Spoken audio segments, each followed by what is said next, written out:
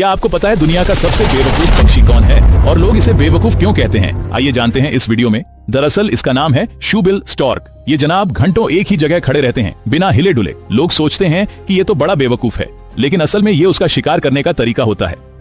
कई बार ये बेचारा शिकार करते वक्त ऐसी गलती करता है कि लोग इसे और भी बेवकूफ मान लेते हैं, पर सच तो ये है कि ये अपने आप में बड़ा ही अनोखा पक्षी है।